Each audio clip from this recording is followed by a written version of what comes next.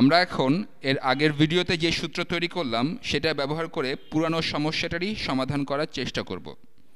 তাহলে চলুন সূত্রটা আমরা আগে লিখে ফেলি, না আগে সমস্যাটা লিখে ফেলি। ধরুন আমাদের আবার একটা পাহাড় আছে, আমার প্রাথমিক দূরত্ব এখানে 0 এবং এটা 500 মিটার উঁচু।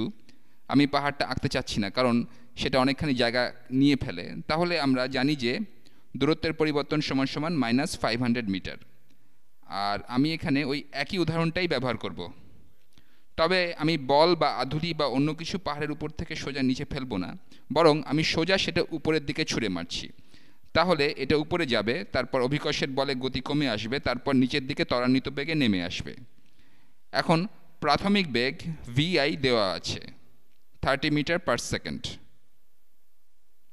30 মিটার পার সেকেন্ড।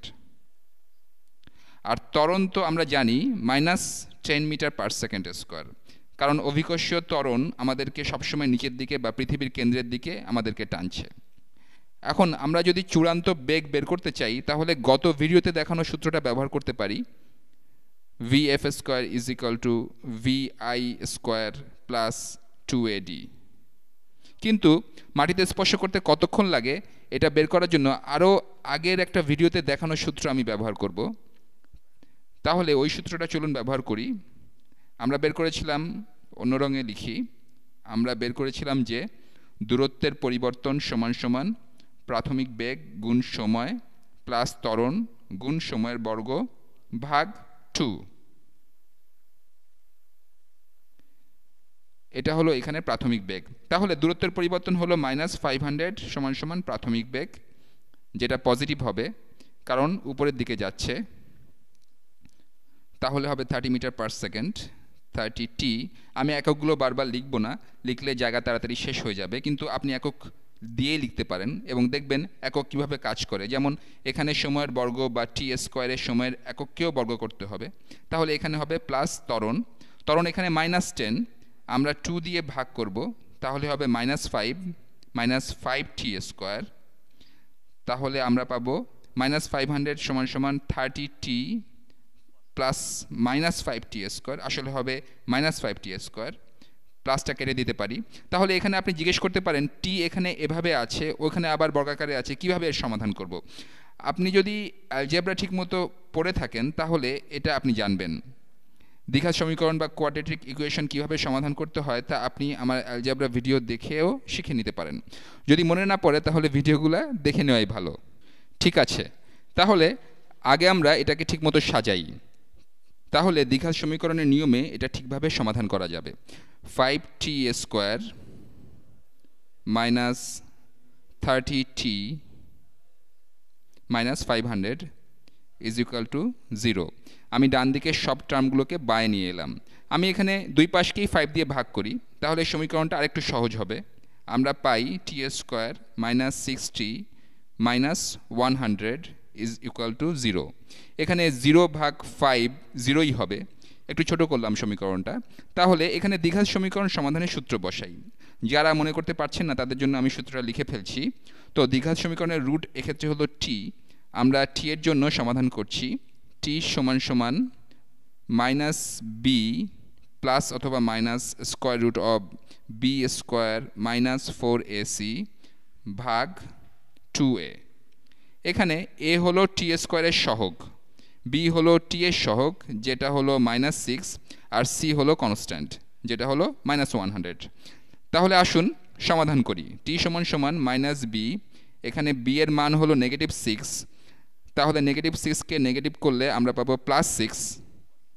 তাহলে হবে 6 প্লাস অথবা minus square root of b square, তাহলে -6 স্কোয়ার যেটা হবে 36 মাইনাস 4 গুণ a এর মান হলো 1 গুণ 1 গুণ c, c এখানে কনস্ট্যান্ট টার্ম যেটা হলো -100। তাহলে এখানে হচ্ছে -4 গুণ 1 গুণ -100, আর এর পুরোটা ভাগ হবে 2a দিয়ে। a এর মান এখানে আবার 1, তাহলে আমরা 2কে 1 দিয়ে গুণ করে 2ই পাবো।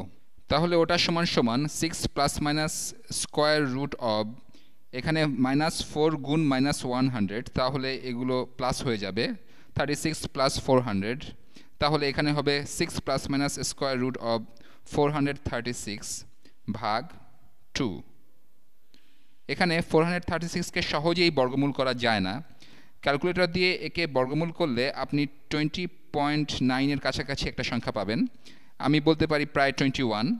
পরীক্ষায় এরকম প্রবলেম সমাধান করতে গেলে এক্সাক্ট সংখ্যাটাই আপনাকে লিখতে হবে। তবে এই উদাহরণে আমি অ্যাপ্রক্সিমেট একটা সংখ্যা ধরব, তাহলে আমি এখন বলবো অ্যাপ্রক্সিমেটলি বা প্রায়, কারণ উত্তরটা কাছাকাছি হবে, এক্সাক্ট নয়।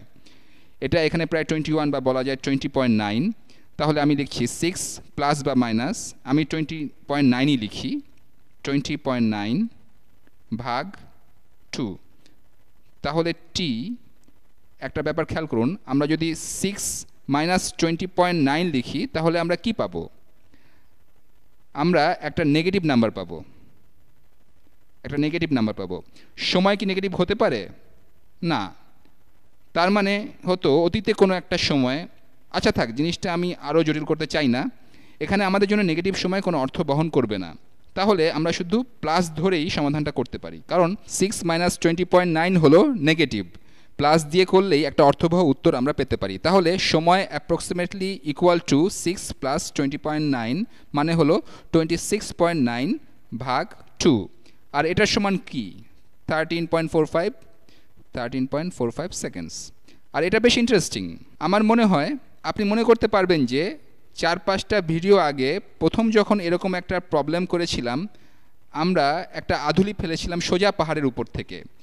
ওই প্রবলেমটায় আমি আপনাকে সময়টা দিয়েছিলাম, আমি বলেছিলাম আধুলিটা মাটি স্পর্শ করতে 10 সেকেন্ড লাগবে, এবং উল্টা দিকে সমাধান করে আমরা বের করেছিলাম যে পাহাড়টা 500 মিটার। এখন আপনি যদি 500 মিটার পাহাড় বা বিল্ডিংয়ের উপর দাঁড়ান এবং ধরে নেন যে বাতাসে কোনো বাধা নাই বা খুব সামান্যই বাধা আছে, তাহলে মাটি স্পর্শ করতে 10 সেকেন্ড লাগবে। এতে অবশ্য আরও অনেক কিছু, যেমন অভিকর্ষীয় ত্বরণের একটা মান ইত্যাদি ধরে নিয়েছি। কিন্তু আপনি যদি আধুলিটা সোজা উপরের দিকে ছুঁড়ে মারেন পাহাড়ের কিনারে দাঁড়িয়ে -30 মিটার পার সেকেন্ড বেগে, তবে 13.5 বা বলা যায় 13.5 সেকেন্ডে এটা মাটি স্পর্শ করবে। তাহলে এতে সময় একটু বেশি লাগছে। আসলে ব্যাপারটা এরকমই হওয়া উচিত, তাই না? আমি এগুলো একটু মুছে নেই, একটা ছবি আঁকার চেষ্টা করি। প্রথম ক্ষেত্রে, আচ্ছা রং বদলে নেই, প্রথম ক্ষেত্রে আমি আধুলিটা নিলাম এবং সেটা সোজা নিচের দিকে পড়ে গেল। আর দ্বিতীয় ক্ষেত্রে আমি আধুলিটা নিলাম, প্রথমে সেটা উপরে উঠল, তারপর নিচে নামলো, তাই না?